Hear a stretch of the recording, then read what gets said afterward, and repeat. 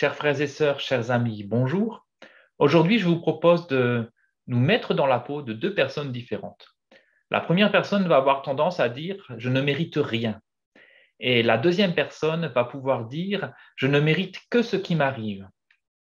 Alors, dans ces deux cas, euh, essayons de comprendre un peu le raisonnement qu'il y a derrière et aussi regardons au travers de la parole de Dieu quel est l'encouragement que nous pouvons apporter.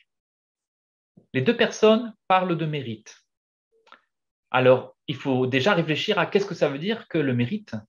Le mérite, c'est être, par sa conduite, en droit d'obtenir un avantage ou exposé à subir un inconvénient. Ainsi donc, la personne qui dit « je ne mérite rien » nous affirme qu'elle n'attend à recevoir aucun avantage dû à sa conduite. Et celle qui nous dit « je ne mérite que ce qui m'arrive » va nous dire qu'elle s'attend à finalement subir un inconvénient dû à sa conduite. J'ai trouvé une personne dans la parole de Dieu qui pouvait dire « je ne mérite rien ». Et cette personne, c'est Ruth. Alors, nous allons lire dans le livre de Ruth au chapitre 2, les versets 13 à 16.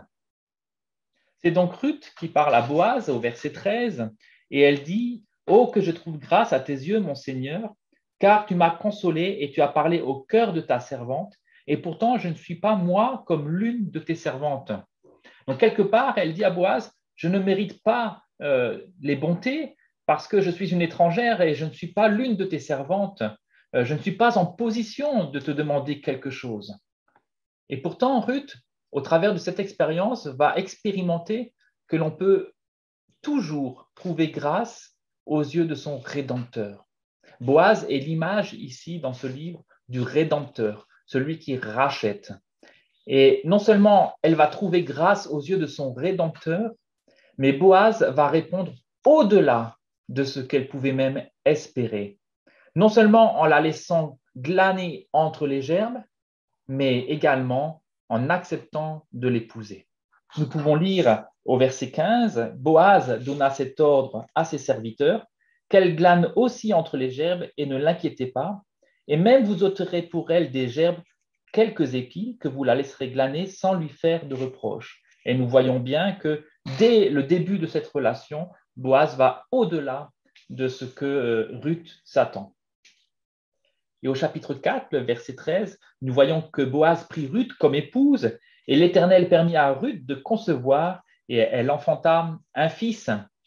Ainsi, Ruth n'est pas devenue une servante, elle est devenue bien plus, elle est devenue l'épouse de Boaz et l'ancêtre de notre Seigneur Jésus. Au verset 14, les femmes dirent à Naomi, « Béni soit l'Éternel qui ne t'a point laissé manquer aujourd'hui d'un homme ayant droit de rachat. » Et c'est là où on voit en particulier l'image du Rédempteur qui est déjà là avec Boaz et qui est là pour nous avec le Seigneur Jésus-Christ.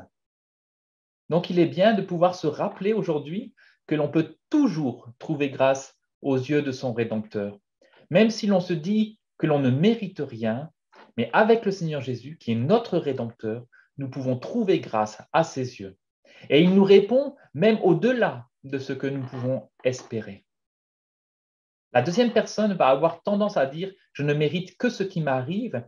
Et nous allons regarder dans la parole de Dieu également un exemple avec le brigand repentant dans Luc au chapitre 23, versets 39 à 43.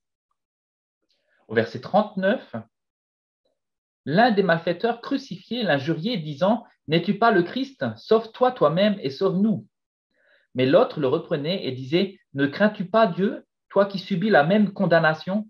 Pour nous, c'est justice, car nous recevons ce qu'ont mérité nos crimes.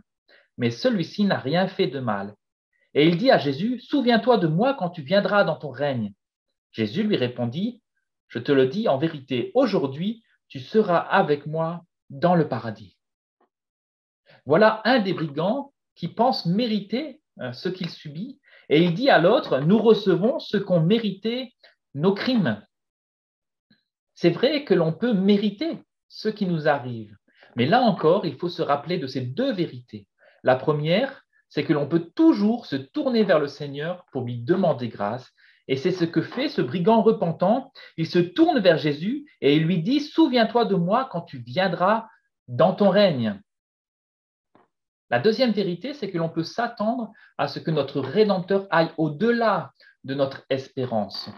Le brigand espérait que le Seigneur se souvienne de lui quand il viendrait dans son règne, mais Jésus lui répond, aujourd'hui même, aujourd'hui, tu seras avec moi dans le paradis. Le Seigneur répond, au-delà, tout comme Boaz a répondu à Ruth, au-delà de ce qu'elle espérait. Pour conclure, je voudrais nous exhorter à veiller. L'Épître aux Hébreux, chapitre 12, verset 15, dit « Veillez à ce que nul ne se prive de la grâce de Dieu ». Et c'est là où est le danger. C'est qu'avec ces phrases, nous puissions nous sentir comme indignes de recevoir la grâce de Dieu. Et même si nous pensons que nous ne méritons rien ou que nous méritons seulement ce qui nous arrive, mais ayons en nous-mêmes aussi cette certitude qu'avec le Seigneur, nous pouvons toujours demander grâce et recevoir même au-delà de ce que nous pensons et imaginons.